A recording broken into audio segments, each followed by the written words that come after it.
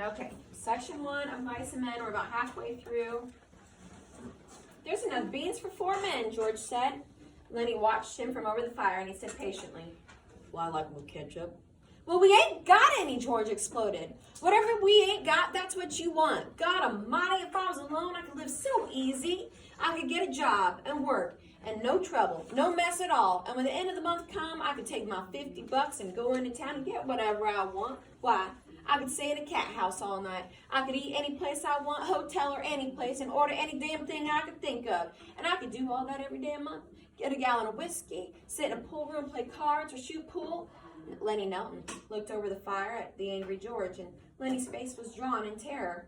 And what do I got? George went on furiously. I got you. You can't keep a job. You lose me every job I get. Just keep me shoving all over the country all the time. And that ain't the worst. You get in trouble. You do bad things, and I got to get you out. His voice rose nearly to a shout. You crazy son of a bitch. You keep me in hot water all the time. He took on the elaborate manner of little girls when they were mimicking one another. Just wanted to feel that little girl's dress. Just wanted to pet it like it was a mouse. Well, how the hell did she know you just wanted to feel her dress? She jerks back and you hold on to it like it was a mouse. She yells and we got to hide in an irrigation ditch all day with guys looking for us. And we got to sneak out in the dark and get out of the country. All the time, something like that. All the time. I wish I could put you in a cage with about 1,000,000 mice and let you just have fun. His anger left him suddenly. He looked across the fire at Lenny's anguished face, and then he looked ashamedly at the flames. It was quite dark now, but the fire lighted the trunks of the trees and the curvy branches overhead. Lenny crawled slowly and cautiously around the fire until he was close to George, and he sat back on his heels. George turned the bean can so that another side faced the fire. He pretended to be unaware of Lenny so close beside him. George, very softly. No answer. George, what do you want? I was only fooling, George. I don't want no ketchup. Wouldn't need no ketchup if it was right here beside me. Well, if it was here, you could have some. But I wouldn't eat none, George. I'd leave it all for you. You could cover your beans with it, and I wouldn't touch none of it. George still stared morosely at the fire. When I think of the swell time I could have without you, I go nuts. I never get no peace. Lenny still knelt. He looked off into the darkness across the river. George, you want I should go away and leave you alone? Where the hell would you go? Well, I could. I'd go off in those hills there. Someplace I'd find a cave. Yeah? How'd you eat? You ain't got sense enough to find anything to eat. I'd find things, George. I don't need no nice food with ketchup. I'd lay out in the sun, and nobody'd hurt me. And if I found a mouse, I could keep it. Nobody'd take it away from me. George looked quickly and searchingly at him. I've been mean, ain't I? If you don't want me, I go off in those hills and find a cave. I can go away anytime. Now, look, I was just fooling Lenny because I want you to stay with me. Trouble with mice is you always kill them. Tell you what I'll do, Lenny. First chance I get, I'll give you a pup. Maybe you wouldn't kill it. That'd be a little bit better than mice, and you could pet it harder. Lenny avoided the bait. He had sensed his advantage. If you don't want me, you only just gotta say so, and I'll go off in those hills right there, right up in those hills and live by myself, and I won't get no mice stole from me. George said, I want you to stay with me, Lenny. Jesus Christ, somebody'd shoot you for a coyote if you was by yourself. Nah, you stay with me. Your Aunt Claire wouldn't like you running off by yourself, even if she is dead. Lenny spoke craftily. Tell me like you done before. Tell you what?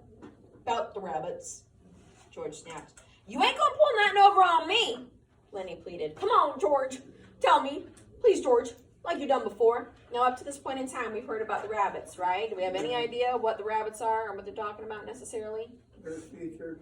Their future. Okay, the rabbits symbolize their future, and you're getting ready to find out now why. Okay?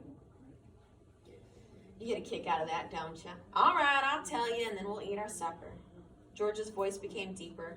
He repeated his words rhythmically as though he had said them many times before. Guys like us that work on ranches are the loneliest guys in the world. I want you to underline that line right there.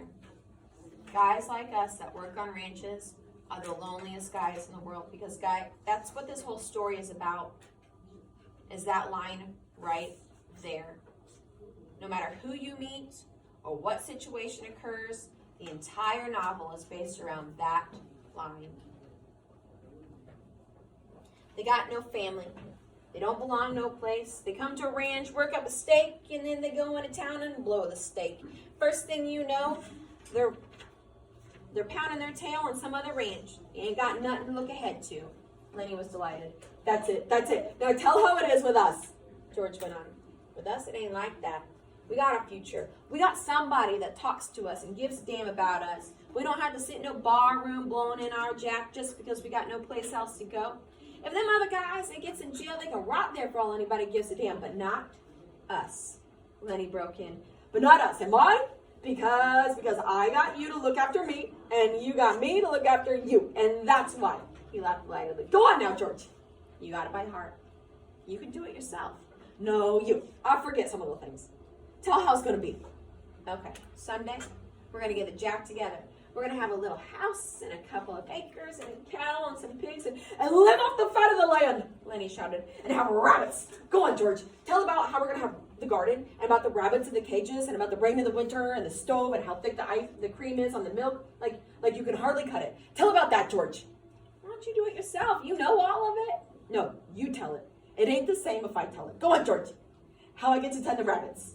Well, said George, we'll have a big vegetable patch and a rabbit hutch and chickens, and when it rains in the winter, we'll just say the hell with going to work, and we'll build up a fire and a stove and sit around to it and listen to the rain coming down on the roof.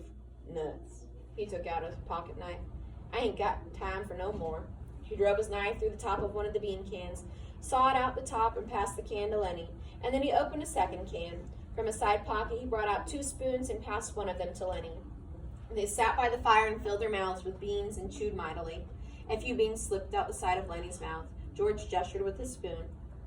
What you gonna say tomorrow when that boss asks you questions? Lenny stopped chewing and he swallowed. His face was concentrated. I ain't gonna say a word. Good boy, that's fine, Lenny. Maybe you're getting better.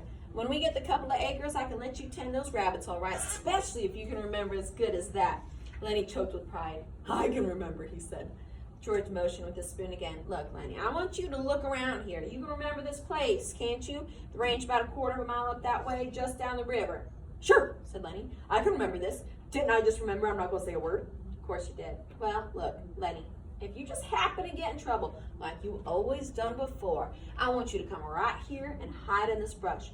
Hide in the brush, Lenny said slowly. Hide in the brush until I come for you. Can you remember that? Sure I can, George. Hide in the brush until you come. What is Steinbeck doing right here?